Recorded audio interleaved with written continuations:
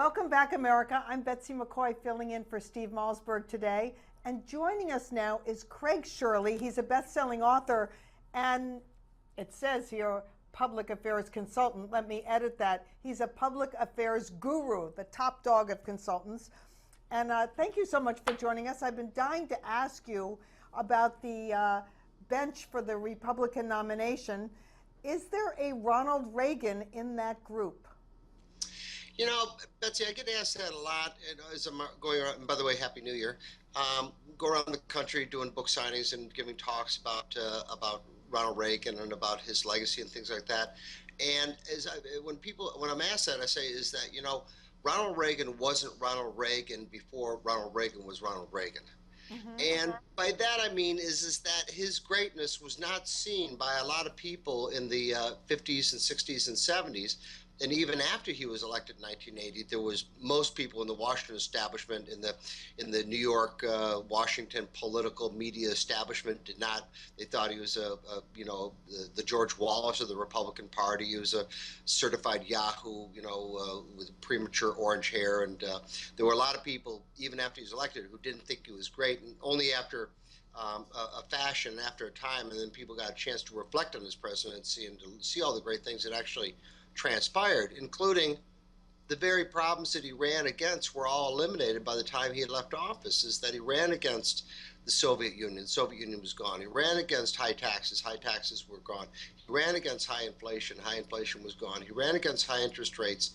On issue after issue after issue is that and I guess that's the way you measure greatness.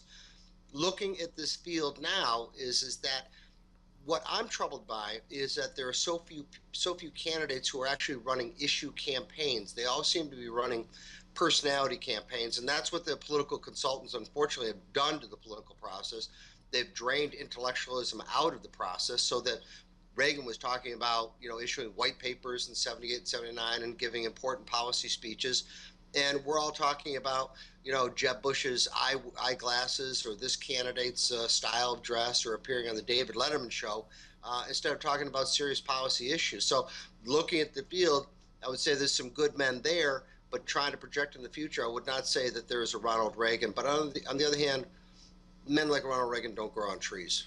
That's right, they don't. But here's an issue that's so confusing to most Americans. They have less familiarity with it, and that is foreign policy, the threats from Cuba, from China, from Iran, from Russia, and Putin's very aggressive policies. So my question is, of this broad field of Republican candidates, who's best prepared to take on these foreign threats?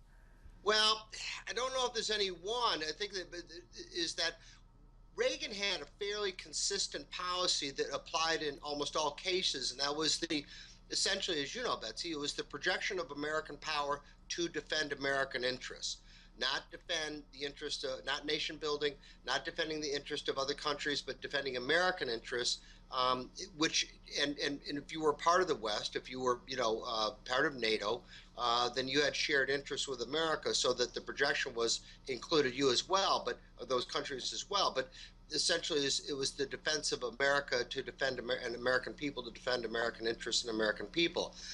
What we've had over the last years, including both the Bush administration and the Obama administration, is kind of a piecemeal foreign policy, so that it leaves our allies and our enemies confused over what the approach is going to be. When Reagan became president, everybody understood, from the Ayatollah to Brezhnev to Margaret Thatcher, everybody understood what our foreign policy was. Today, around the world, they don't understand what our foreign policy is, and confusion leads to discord, and discord leads to conflict. Well, that's a very interesting insight. I'm so glad you mentioned that, because at this point, most people expect that Hillary Clinton will be the Democratic nominee, and that puts foreign policy on the top of the agenda. Thank you so much for joining us, Craig Shirley. We hope you'll come back soon and share your insights on the campaign ahead. Up next, the best of Give Me Five. This is Betsy McCoy standing in for Steve Malzberg.